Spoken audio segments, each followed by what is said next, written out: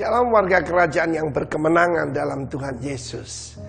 Tema kita dalam bulan ini kita masuki musim panas. Jadi dalam pengajaran kita tetapi berbicara strategi. Strategi Tuhan dan strategi iblis.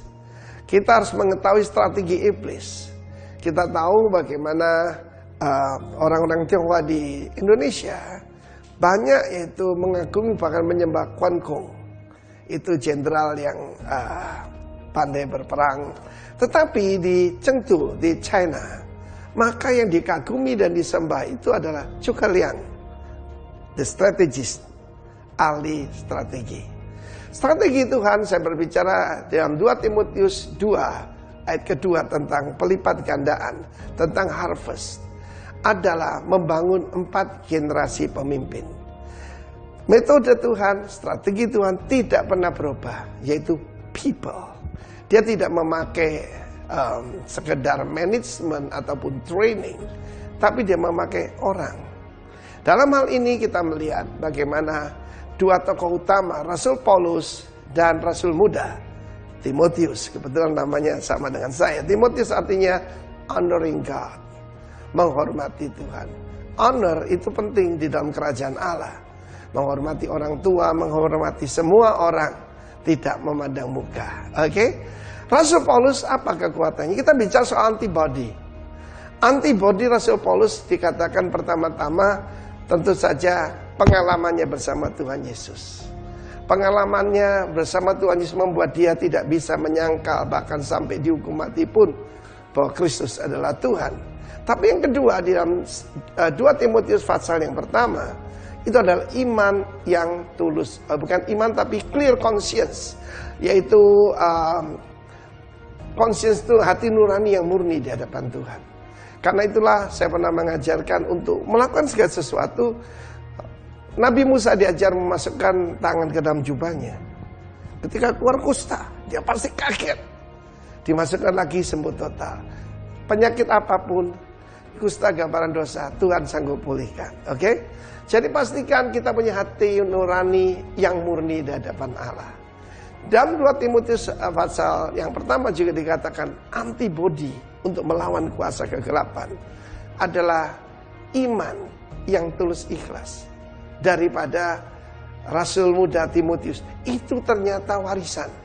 Warisan dari neneknya Lois dan dari ibunya Eunike. Eunike saya suka nama yang bagus. You itu baik. Nike itu artinya victory. Blessed with a good victory. Apa yang kita bisa wariskan pada anak-anak kita? Iman yang tulus ikhlas. Hati nurani yang murni. Dalam 2 Timotius pasal 1 sebelum ayat kedua saya akan bicara ke depan. Maka di sana dijelaskan bahwa hai anakku, kita bicara soal hubungan. Kita membangun hubungan father and son kepada anak-anak rohani saya, bukan anak buah. Mereka adalah anak-anak saya. Dan ada kasih yang mengalir. Jadilah kuat oleh kasih karunia di dalam Kristus Yesus. Jadi komplit ini. Ya, kasih karunia dalam Tuhan Yesus, hati nurani yang murni, dan iman yang tulus ikhlas. Kiranya itu ada pada kita. Dan kalau ada pada kita, kita bisa menolak bukan cuma penyakit virus atau apapun, tapi segala macam kuasa kegelapan, segala virus porno, virus ketamakan, virus parno, ketakutan, kita bisa kalahkan in Jesus name. Amin.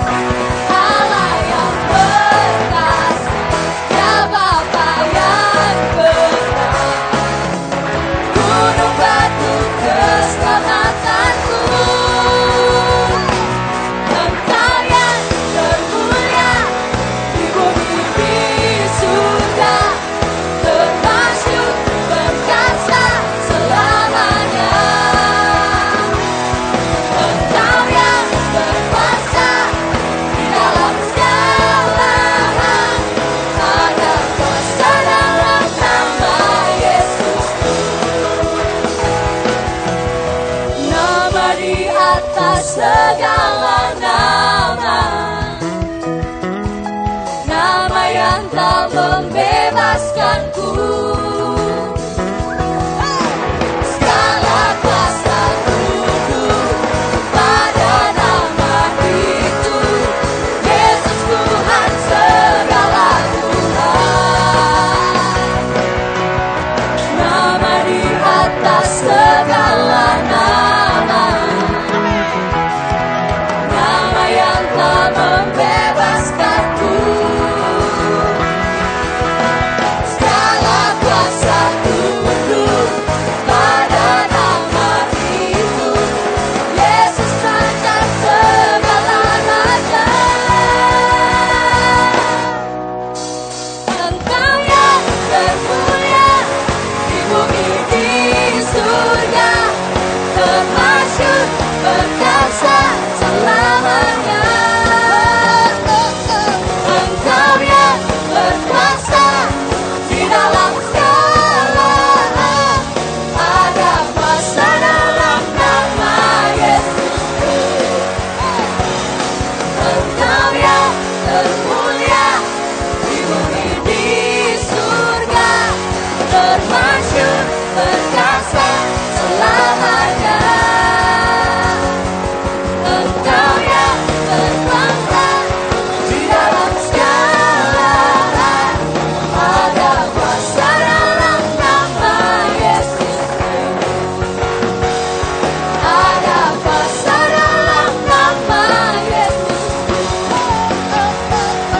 Ada kuasa dalam nama Yesusku.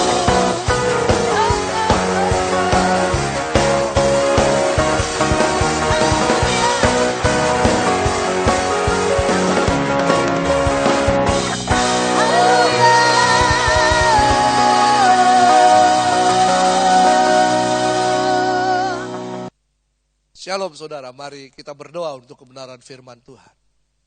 Terima kasih Tuhan, kami bersyukur untuk kasih anugerah Tuhan. Tuhan, kumpulkan kami walaupun hanya lewat media online, tapi kami percaya bahwa Tuhan tetap bekerja. Mari Roh Kudus bekerja di tengah-tengah kami. Siapapun yang lagi menonton program acara ini Tuhan, ibadah online ini, kami minta anugerah Tuhan, biar Tuhan menjamah hidup mereka. Salikan mata rohani, bukakan telinga rohani kami. Berbicaralah kepada kami secara pribadi. Mari Roh Kudus, kami taklukkan pikiran dan hati kami di bawah kuasa otoritas firman-Mu. Berbicaralah kepada kami dan sembuhkanlah setiap kami. Dalam nama Tuhan Yesus. Amin. Shalom. Haleluya, senang sekali kita bisa jumpa walaupun hanya lewat media online ini. Oke, hari ini kita akan berbicara tentang strategi. Di bulan April ini seluruh gereja Rock berbicara tentang strategi. Saudara yang kekasih, bahwa rencana Allah atas sesi dunia ini adalah kerajaan Allah memerintah di muka bumi ini dan harus dimulai lewat keselamatan. Kenapa harus dimulai lewat keselamatan? Karena keselamatan berbicara tentang pendamaian antara diri Bapa di sorga dengan umat manusia. Rencana ini dimulai ketika manusia jatuh di dalam dosa. Bahwa keturunan perempuan akan menginjak kepala ular itu. Ini merupakan proto-evangelium, yaitu pernyataan karya keselamatan atau misi Allah melalui Yesus Kristus, anak Allah. Nah, dari generasi kepada generasi Allah menyatakan keselamatan kepada bangsa Israel yang adalah umat pilihannya. Pernyataan Allah bahwa Allah adalah pembebas bagi mereka, Allah adalah pemelihara mereka, dan Allah adalah penyelamat hidup mereka. Jadi dari generasi kepada generasi Allah menyatakan keselamatan. Dikirimnyalah para nabi-nabi dan bahkan raja-raja untuk membawa Israel, bangsa ini, masuk dalam rencana keselamatan Allah. Bahkan pada puncaknya adalah kegenapan dari seluruh rencana Allah, yaitu menyelamatkan umat manusia. Rencana keselamatan itu ada di tangan Yesus Kristus. Dia yang adalah Sang Firman berinkarnasi menjadi manusia dan diam di tengah-tengah manusia. Ketika dia berdiam di tengah-tengah manusia yang mengerjakan perkara-perkara ajaib yang luar biasa. Menyatakan karya keselamatan, menyatakan kedatangan pemerintahan kerajaan Allah atas muka bumi ini. Tapi wujud nyata yang utama adalah ketika ia harus mati di kayu salib. Yesus Kristus Tuhan harus tersalib demi apa? Demi mendamaikan umat manusia dengan Allah Bapa di sorga. Agar supaya rencana kerajaan Allah establish di muka bumi ini tergenapi. Jadi keselamatan dan kedatangan pemerintahan kerajaan Allah ini merupakan rencana Allah yang luar biasa untuk manusia. Di kayu salib ia menanggung dosa umat manusia. Ia mati bagi dosa manusia. Agar supaya manusia bisa hidup di dalam kebenaran. Namun bagi sebagian orang, kematiannya adalah kekalahan. Tetapi, saya menekankan di sini, kematiannya adalah kemenangan bagi setiap orang yang percaya kepada Yesus Kristus Tuhan. Kenapa? Karena pada hari yang ketiga, ia bangkit. Dia tidak mati untuk selama-lamanya, tapi dia hidup untuk selama-lamanya. Dia Tuhan yang berkuasa atas maut. Dia Tuhan yang telah meraih kemenangan yang luar biasa. Dia Tuhan yang telah menang atas maut. Jadi sepanjang kehidupan Yesus di muka bumi ini, ia telah mempersiapkan para murid.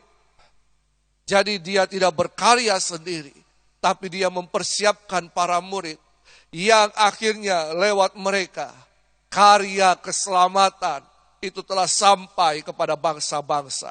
Bahkan telah tiba di zaman ini juga.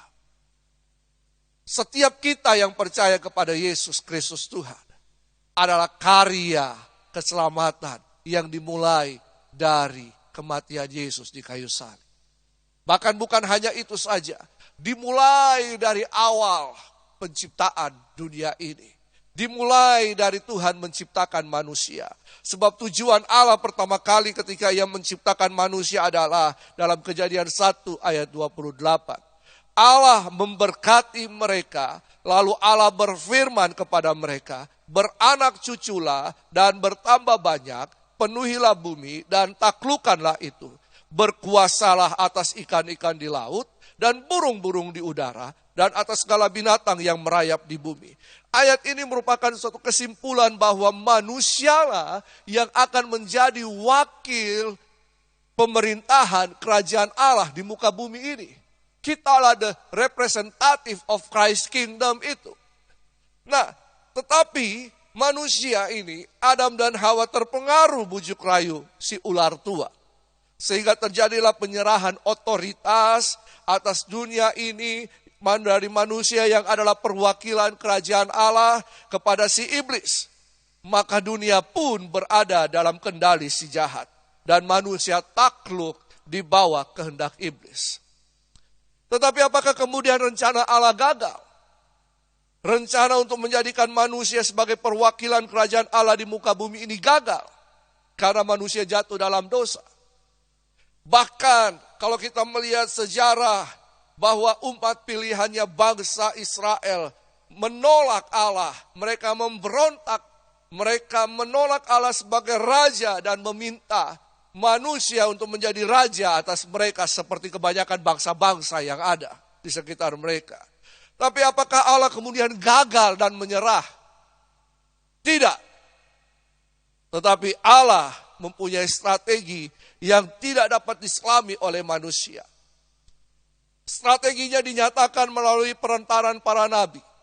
Allah mulai membagikan rencananya akan keselamatan. Nubuatan-nubuatan tentang Yesus pun diberitakan kepada umat manusia. Sampailah kepada puncak dari strategi Allah. Apa puncak dari strategi Allah? Bahwa Sang Firman menjadi manusia. Sang Firman berinkarnasi menjadi manusia. Dan mati di kayu salib. Dan bangkit pada hari ketiga. Demi keselamatan umat manusia. Dan pendamaian dengan Allah Bapa di sorga. Iblis berpikir bahwa ia telah menang karena Yesus telah mati. Tetapi kenyataannya terbalik. Justru iblislah yang dikalahkan melalui kematian Yesus. Strategi ini yang tidak dimengerti oleh iblis. Bahkan manusia yang durhaka sekalipun. Manusia yang menolak Yesus. Manusia yang tidak percaya kepada Yesus. Karena itu saudara, percayalah kepada Yesus. Mengertilah rencana Allah. Mengertilah strategi Allah. Nah, ketika Yesus mati, apa yang terjadi? Otoritas yang direbut oleh si iblis dari tangan Adam dan Hawa sebagai wakil Allah di muka bumi ini, direbut kembali oleh Yesus Kristus. Inilah kemenangan itu. Karena itu iblis telah kehilangan kepemilikan atas dunia ini. Dan saatnya kerajaan Allah ditegakkan di muka bumi ini. Strategi berikutnya adalah ketika Yesus memulai pelayanannya di muka bumi ini. Ia memilih para murid, 12 murid. Matius 4 ayat 18 sampai 20 berkata, dan ketika Yesus sedang berjalan menyusur danau Galilea, ia melihat 2 orang bersaudara, yaitu Simon yang disebut Petrus dan Andreas, saudaranya. Mereka sedang menebarkan jala di danau, sebab mereka penjala ikan. Yesus berkata kepada mereka, mari ikutlah aku dan kamu akan kujadikan penjala manusia. Lalu mereka pun segera meninggalkan jalannya dan mengikuti dia. Saudara, Yesus memanggil para murid. Mereka bukan hanya dipanggil untuk jadi pengikut. Tapi mereka diperlengkapi, mereka diajar, mereka dididik, mereka diutus. Dan pada akhirnya, lewat mereka, kerajaan Allah, Injil kerajaan Allah, telah sampai kepada bangsa-bangsa. Mereka menjadi pemberita-pemberita Injil. Bahkan mereka pun melakukan pemuridan. Sehingga lewat mereka, banyak orang menjadi percaya. Lewat para murid-murid mereka, banyak orang menjadi percaya. Nah, inilah strategi Allah. Inilah strategi yang Yesus berikan. Bahwa kita tidak bisa berjalan sendiri. Kita butuh orang lain. Kita butuh juga untuk memuridkan. Nah, hal yang ketiga, strategi yang berikutnya adalah menjadikan setiap orang percaya sebagai kaum imam. 1 Petrus 2 ayat 9. Tetapi kamulah bangsa yang terpilih, imamat yang rajani, bangsa yang kudus, umat kepunyaan Allah sendiri, supaya kamu memberitakan perbuatan-perbuatan yang besar dari Dia yang telah memanggil kamu keluar dari kegelapan kepada terangnya yang ajaib. Saudara yang kekasih, bahwa keselamatan, karya pembebasan Tuhan bukan hanya menjadi milik pribadi kita saja. Justru untuk itulah kita dipanggil.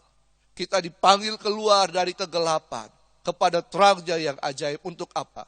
Untuk memberitakan perbuatan-perbuatan Allah yang luar biasa. Kepada siapa? Kepada banyak orang. Bahwa Allah kita adalah Allah yang hidup. Allah kita adalah Allah yang luar biasa. Yesus yang kita puja, Yesus yang kita sembah berkuasa. Dialah Raja di atas segala raja. Saudara yang kekasih, inilah yang dinamakan apa? All Saint Movement. Bahwa setiap orang percaya harus melayani. Setiap orang percaya harus terlibat. Setiap orang percaya adalah pelayan Tuhan. Artinya, setiap kita yang percaya kepada Yesus harus bergerak. Harus menyatakan kuasa Allah. Harus menyatakan kasih Allah. Karena itu saudara, saya mendorong setiap kakak, komunitas sel kerajaan Allah. Bahwa di dalam komunitas ini kita tidak hanya sekedar kongko-kongko. Kita tidak hanya sekedar bergosip. Kita tidak saling bercerita satu dengan yang lain. Tetapi lewat komunitas kerajaan Allah ini, kita melayani, kita menyatakan kasih, kita menyatakan Yesus kepada banyak orang. Untuk itulah kamu dipanggil.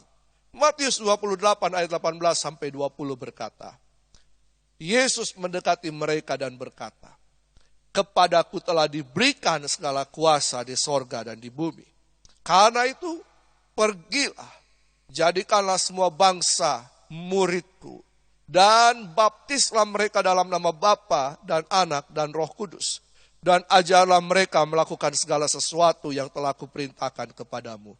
Dan ketahuilah, aku menyertai kamu senantiasa sampai kepada akhir zaman. Kita tidak tahu sampai kapan kita bisa beribadah secara korporat. Tapi justru ketika kita tidak bisa beribadah secara korporat, maka mulai muncul ibadah-ibadah di rumah. Mulai orang melirik ibadah online. Mulai Facebook, Instagram, dan lain-lain penuh dengan penyebaran akan kasih Tuhan kepada dunia ini. Nah saudara, kita tidak bisa berhenti kepada satu metode. Tapi justru kita harus bergerak.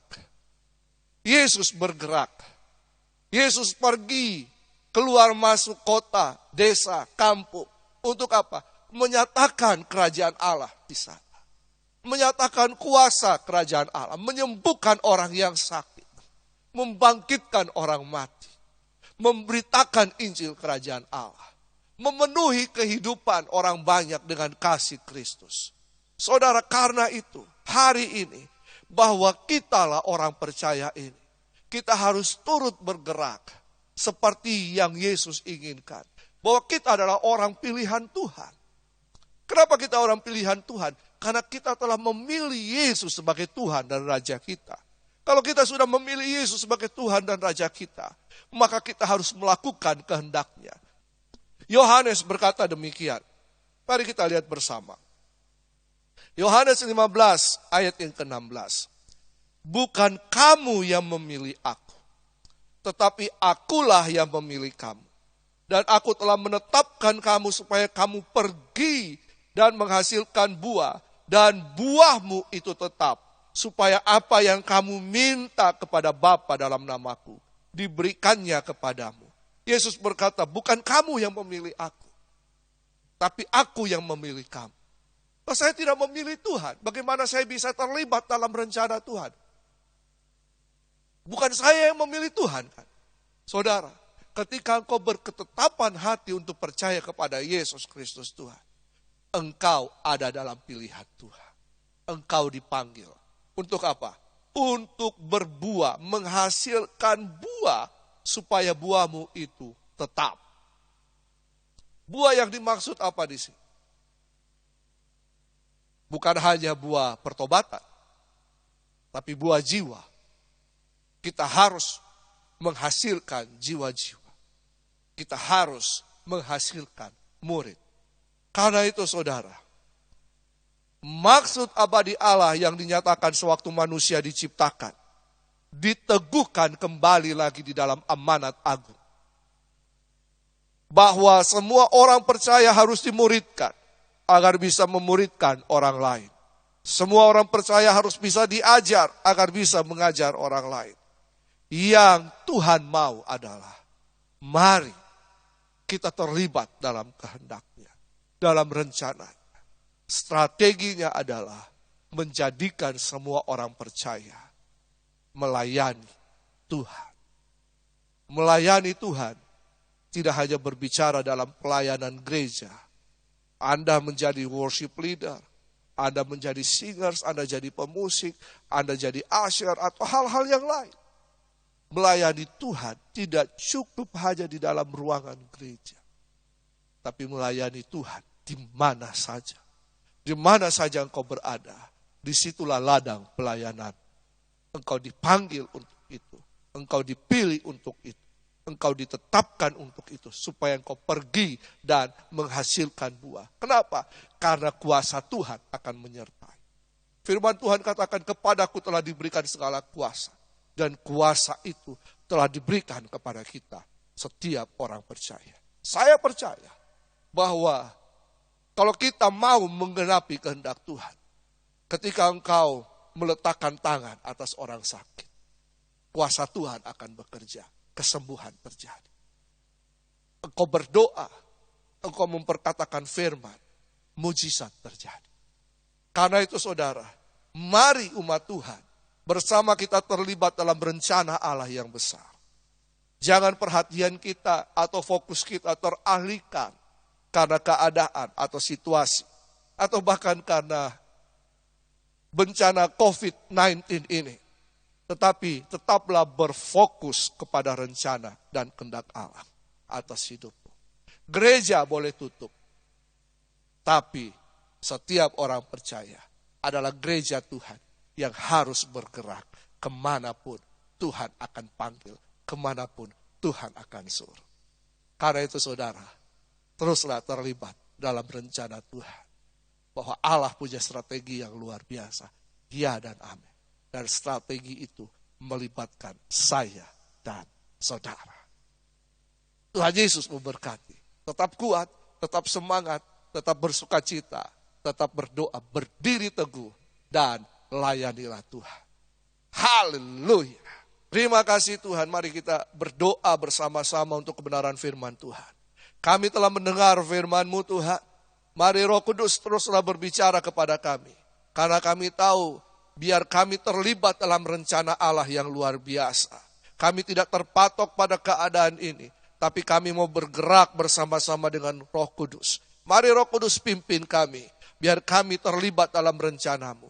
Terima kasih Tuhan. Kami juga berdoa untuk setiap jemaat, bahkan umat Tuhan yang lagi menderita sakit. Di dalam nama Tuhan Yesus, kesembuhan terjadi. Dalam nama Tuhan Yesus, kuasa Allah bekerja atas kehidupanmu dan jadilah sembuh. Mereka yang dalam keadaan kesusahan, kami percaya Tuhan akan ulurkan tangan dan menolong mereka. Tuhan Yesus tolong. Tuhan yang mencukupkan segala kebutuhan kami. Karena kami percaya hidup kami ada di dalam tangan Tuhan. Dan kami percaya Tuhan memelihara kehidupan kami. Biar perhatian kami, pandangan mata kami tetap terfokus kepada Yesus Kristus Tuhan. Kami percaya kepada Yesus dan kami tahu kuasa-Mu bekerja dalam kehidupan kami. Terima kasih Tuhan, diberkati seluruh umat-Mu, diberkati umat-Mu Tuhan. Biar nama Tuhan dipermuliakan. Dalam nama Tuhan Yesus. Semua yang percaya katakan, amin.